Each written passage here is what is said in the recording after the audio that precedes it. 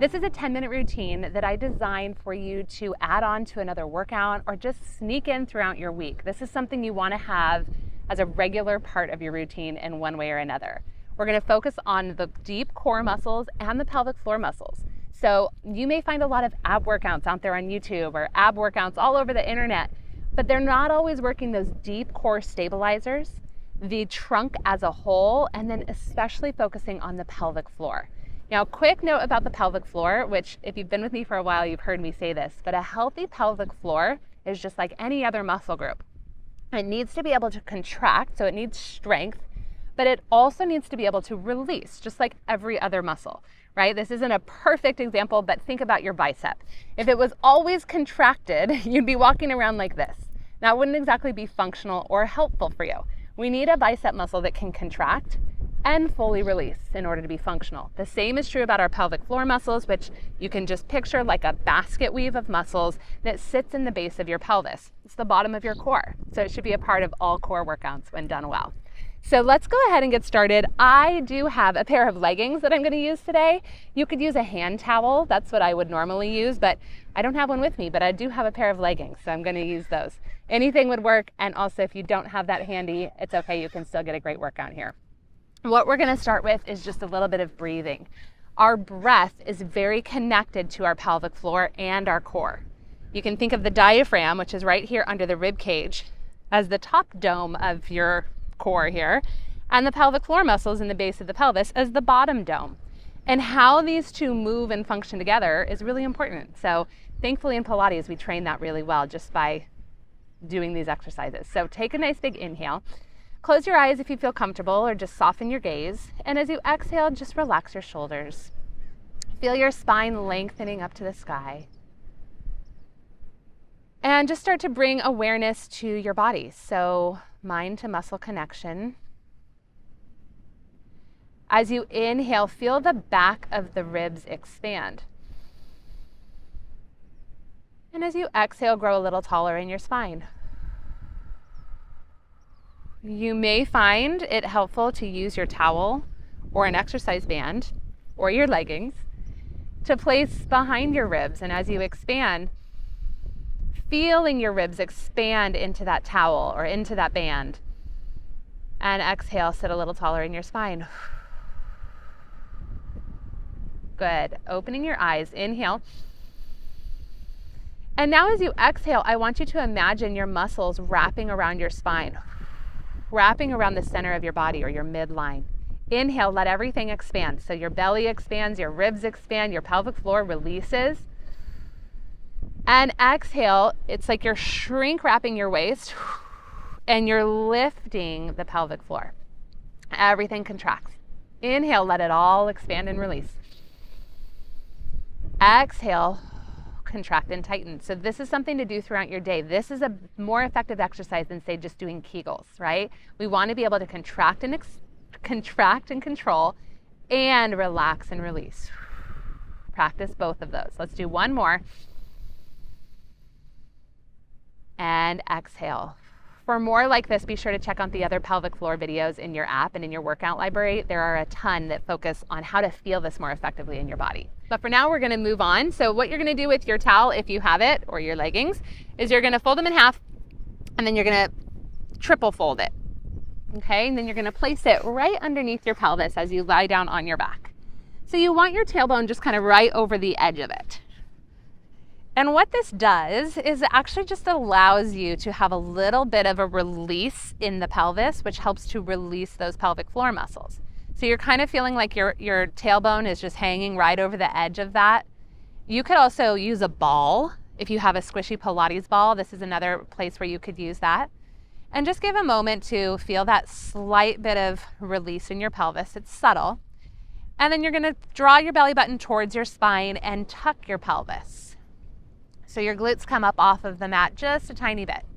Good. Release all the way down. Fully relax and release all of your muscles. Exhale, lift and contract, wrapping that corset around your waist, tilting your pelvis towards your chest. And release. Good. Let's just do this 2 more times.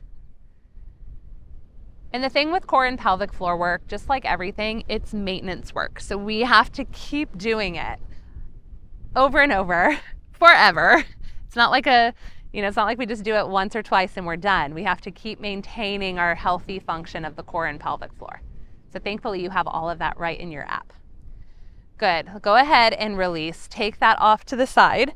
You're going to draw your right knee up to tabletop, and we're just going to let it fall open to the side and close, kind of like you're opening and closing a book. Trying to keep your pelvis steady. You could even put your fingers right on your hip bones. 2 more. It's actually quite hard. It's much harder than it looks. Good. And now flex and extend and bend. Just for 5. 4. Staying connected to your core. 3, 2, 1. Good. Other side. Knee to tabletop like you're opening a book. Little bent knee fall out and close.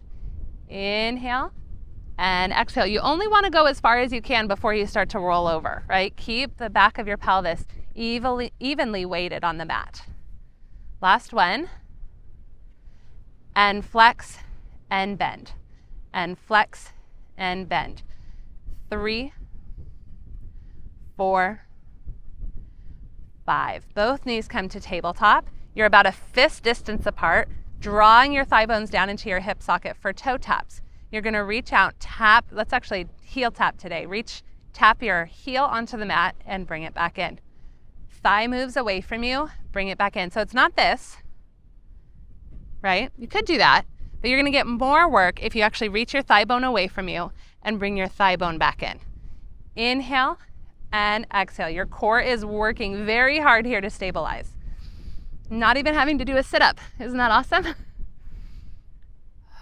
Let's go for 2 more sets here. Inhale, exhale. Use your breath. Inhale, exhale. 2 more. And hug your knees in. Give yourself a nice rock and release. From here, interlace your hands behind your head. Bring your elbows into your peripheral vision. And you're going to raise your left knee to tabletop. We're going to extend it. And as you draw it in, lift up and over towards your elbow. Inhale, extend.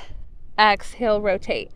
Keep your elbows nice and wide. And if you can, think of drawing your shoulder to your knee instead of your elbow to your knee. Moving with control to stay connected to those deep core muscles. Let's do 2 more. And 2. Come back through center. Other side, we extend and rotate. 2. 3, stay as high up on those shoulder tips as you can. 4, 5, 6, 7, 8, last 2, 9, and 10. Good. From here, grab your knees, press your shins into your hands, tuck your chin, roll up. We're going to come into an elbow plank. So full core exercise here. It's actually a full body exercise. Really good for the entire core though.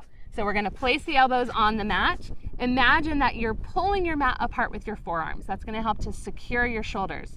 From here, step one leg back, belly button up towards your spine, step into a full elbow plank, and just hold and breathe. So you can just hold here. You have modifying options. You can always lower those knees, still thinking of drawing the belly button up towards your spine. Collarbone is wide. Your chest is beaming through your arms. Don't hang that head. I see you. Keep that head in line with your spine. And if you want to challenge it even more, you could do little twists and twist and twist and twist. Let's hold for 4, 3, 2, 1. And good. Lower yourself down. If it feels good to you to come into full extension, go ahead. If that doesn't feel good, maybe just come into a half extension. Okay, listen to your body. Good. Sit yourself back into a rest pose. This is a great exercise to release your pelvic floor muscles. So when your sit bones go wide, it supports the releasing and the relaxing of the pelvic floor. So wide sit bones here is a great way to help support the ability to release and relax. and then bring yourself up to a seated position. And you are done for the day. Thank you for joining me for this deep core and pelvic floor routine. Remember, come back to this one again and again. Add it on when you have just a few quick minutes. It's going to help you to stay strong in your center, to reduce injury, and to really have a functional and healthy core and pelvic floor. Keep up the good work. You are done for the day.